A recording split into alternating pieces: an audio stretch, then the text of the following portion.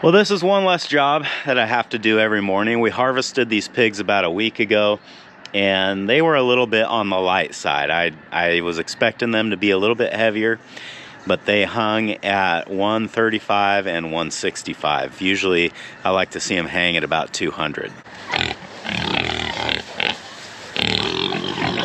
I do still have this crew of pigs here at the house. They're not due to go for another not quite 2 months, so they got some time yet. And just by looking at them, I think they should be on track to hit that 200-pound hanging weight.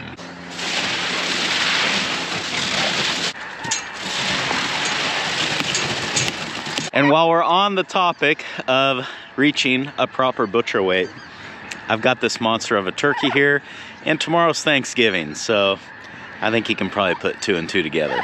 That's what's going on today on Farmertylerranch.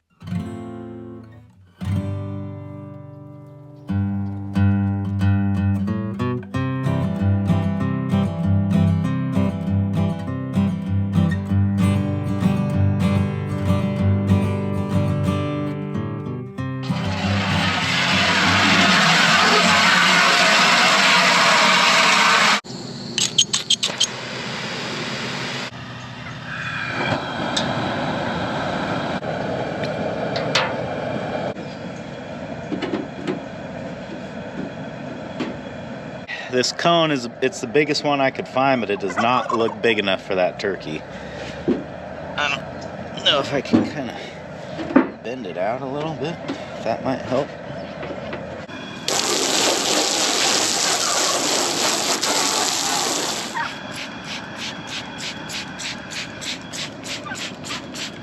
So today is turkey harvest day, at least for one of these guys. And I thought I'd take a minute and talk about my setup, because this is really not intended for turkeys. Everything I have bought or acquired over the years was for harvesting chickens. And I suspect that my plucker is too small to fit a turkey in, and it doesn't really matter because right now I've got it in pieces as I am upgrading the motor on it. Originally, I had planned to have that ready for today, but the more I look at it, I think it's just too small for turkeys. It's perfect for chickens, but I don't think it would have been much good for me today. But that's fine. It's not the end of the world. I'm only doing one turkey today. I think I can hand pluck just one. I'm still gonna try to use my scald pot. Again, I'm looking at this thinking that it is way too small, but it is, after all, a turkey fryer, so one would assume that a turkey can fit in it. Tell you the truth, I really don't know how big that turkey is. Every time I look at him, I feel like he's fluffing up his feathers to make himself look bigger.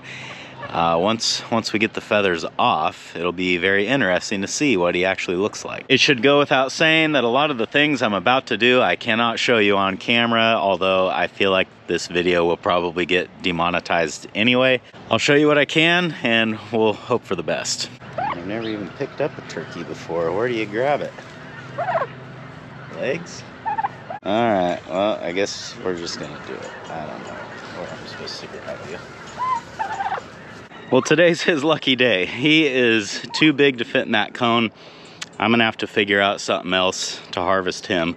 I think one of these smaller turkeys will fit in there no problem, so today he gets pardoned.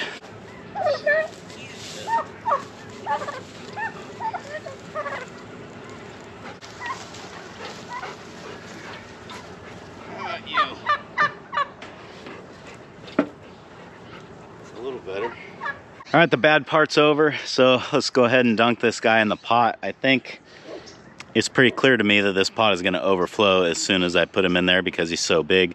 The reason that I got it so full was so that the sous vide would reach down in there and circulate that water and get it to the right temperature for me. But since we're only doing one bird, it doesn't matter if a bunch overflows and spills out, because that's what's going to happen.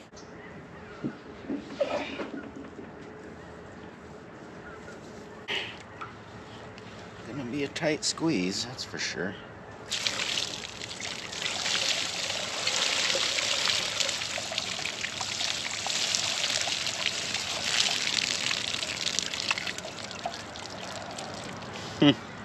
Well, he just barely fits. I've got this water at 140 degrees. That seems to be about where it works best for me. Probably depends on what thermometer you're using, but anywhere from 135 to 145 is probably fine.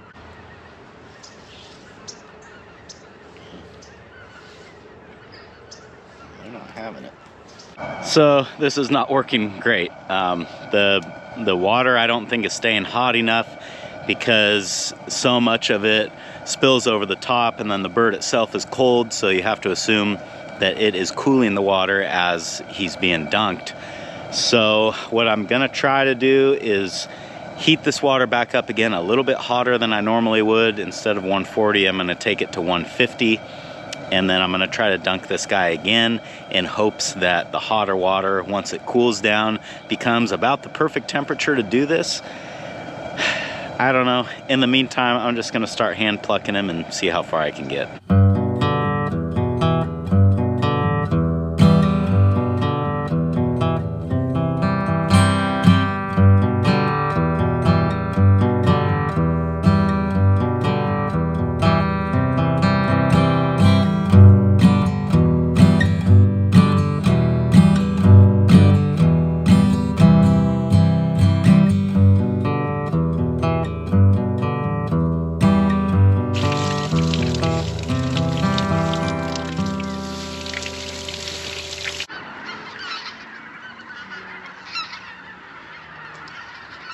Well, the pin feathers have been a nightmare on this bird, but I think I've got him pretty good now. I'm gonna start cleaning him, and as I find more pin feathers throughout that process, which I'm sure I will, I'll just keep pulling them. Whew, it's a big guy. So I like to do feet first. I already took the head off, so he would fit in the scald pot a little bit better.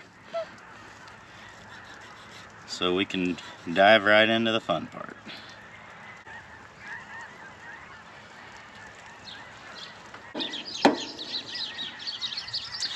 The goal here is to get the entire digestive system without puncturing it, so you don't risk getting fresh manure in your meat, which I was able to do here perfectly.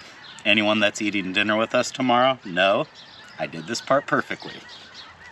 And that usually all comes out together, so now we'll reach in here and get the lungs. I learned how to clean birds like this from hunting as a kid. When I started pheasant hunting, my grandpa showed me how to do this. And really, if you know how to clean one bird, you know how to clean all of them. They're pretty much all the same. The only difference with like ducks or waterfowl, you can't scald them like you can with, say, a pheasant or a chicken or a turkey. Because the water can't penetrate past those feathers to get down to the skin. Turkey heart, you want that?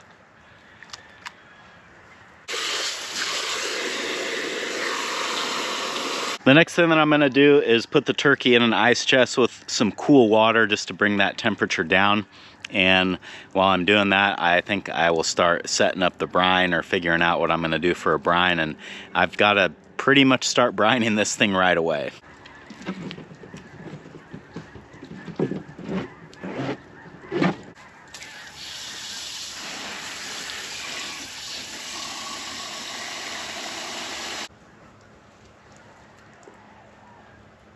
Perfect.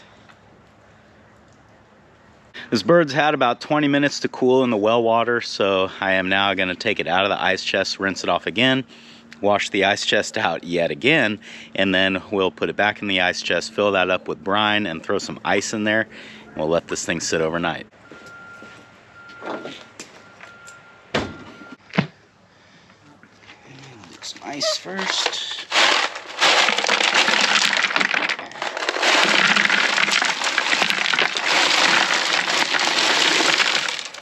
Hey, watch out, watch out, watch out, watch out.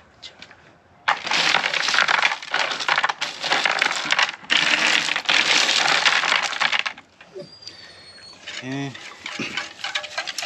So this is a brine. Technically it needs 1 1/4 more gallons of water, which we'll bring out here in a minute.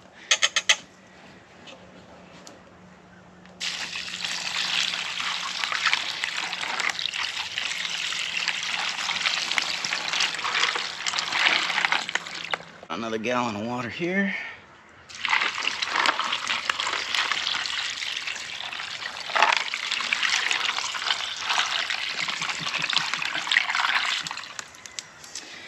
we will say the ice will make up for the remaining bit of water that we need.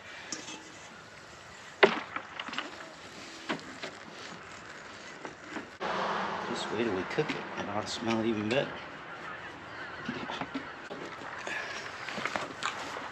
I'm just gonna make sure that I've got this cooler in the shade for the rest of the day, and I know here in the smokehouse the sun never gets in here, so this is a perfect spot for it. And we'll let that turkey soak close to 24 hours. I'm not sure what time it is right now. It probably won't be quite 24 hours before we have to start cooking this thing, because it is a little bit bigger than I think we were figuring on. Well, it ended up being kind of a long morning, and I definitely learned a lot. I know I went into this thinking that most of my chicken harvesting gear would work fine with a turkey, but with these turkeys the size that they are, my setup is really inadequate. And if I am going to do this again because I've still got the 3 turkeys there. So when I do this again, I need to figure out a larger scalding pot and, you know, hopefully get my plucker up to where it could handle one of these guys. Honestly, plucking them by hand would not be that bad if I could have got a good scald on them, but I really never did. After the second time in the scald bath, it did help, but it still, the feathers just never loosened up quite like they should have, and that was probably my biggest problem. But I got it done, and we will have something to eat tomorrow, so that's the main thing. All right, enough of this. Let's go to the ranch and see if we can find something else to do. How's it going, boys? You guys seem like you want something.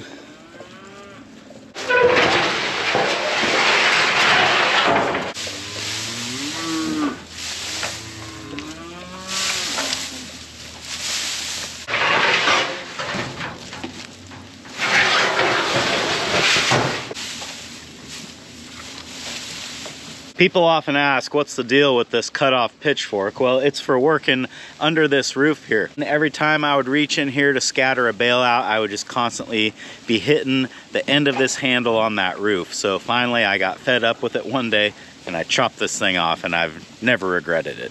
Another comment that I got countless times on the last video was about color-coded ear tags to tell heifers and steers apart, because I was talking about how I wanted to do something in the number itself so that when I saw the number I knew the gender of the animal. And like I say, almost every comment on that video was just use different colors for the different genders. We already do that, actually. So this year is actually the first year that I started doing it. I use orange tags for the steers and white tags for the heifers. What I meant, or what I was trying to say, is that I wanted a way to tell the gender of the animal just by the number itself, because when I look in my animal performance app, all I see is a tag number. I don't obviously see the color of the tag in the app, and it would be nice to just know the gender based off of that information. I could make a note in the scale head as I'm taking weights as to what gender the animal is, but to really do that properly, you would have to like go over into the notes and enter it, and it would just be a lot faster if the tag number told you what you needed to know. But I do appreciate all the suggestions. In fact, the suggestions you guys were giving me were so good that I'd already done them months ago. It dawned on me the other day that these calves do not have a salt lick in this pasture. The bulls have one in their pen, and then these calves were getting access to salt when they were opened up to the back field because there's a salt block down there, but they don't have one in here, so we need to do something about that right now. What'd you get there, Belly? You got a stick? You got a stick? Good girl. How's your guys' salt holding out? Oh, you still got some. I'm getting dangerously low on salt blocks, and I've actually got another pallet coming. And I'm really excited to get this new pallet, because if you guys remember back in the summer, I took a bunch of feed samples and we sent those off to have them analyzed. Well, what Redmond is doing for me this year is they are taking that information from those feed samples and tailor making me a salt block that will meet all the deficiencies that are in my pasture. So for example, my pasture is extremely deficient in copper, so these new salt blocks that I'm getting have extra copper, but it's not just some random number. They actually have calculated based on the cow's requirements and based off of what the grass is giving them, how much more the salt block needs to supplement them. So it's very cool to me that they're able to do this, and they're not just doing this for me. They will do this for anybody. I think the minimum that you have to buy if you want to go this route is an entire pallet. Just a tight squeeze here when you're carrying something.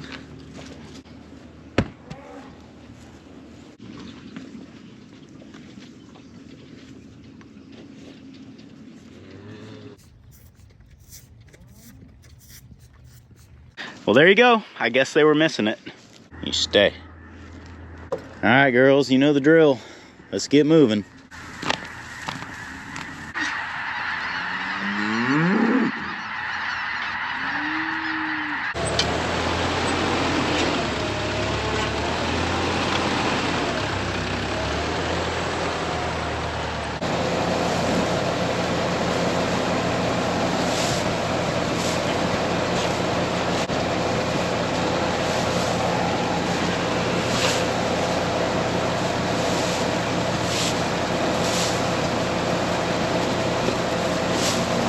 I left this bale out too far.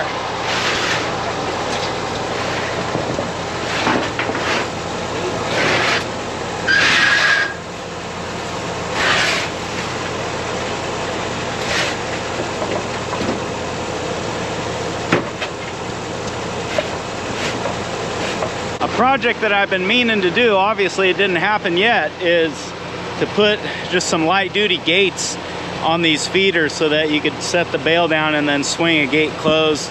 Something a little bit taller that kind of holds the hay in there better than this piece of corrugated metal.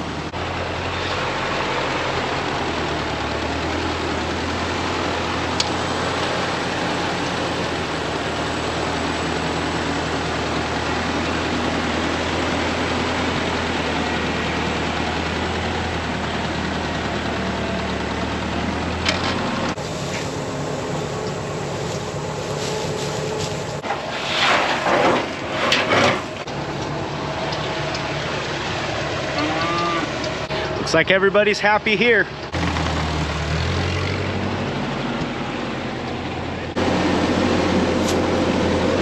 Almost.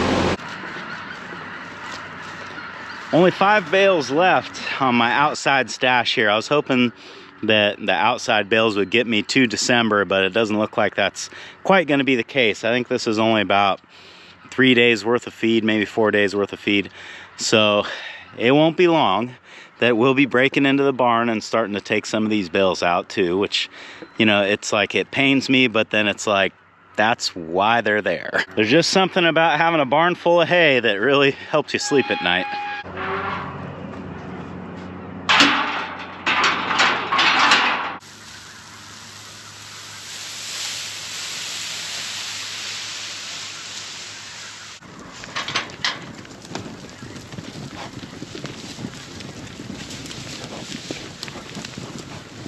Buddy is always the first one through the gate, and this other Hereford cow, number 52, is always last. This is your spot, isn't it? Every time I come out of the corral, you're laying right there. I always know where to find you. How's the cat food holding out?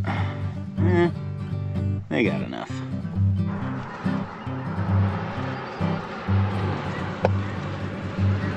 You guys ready to go home?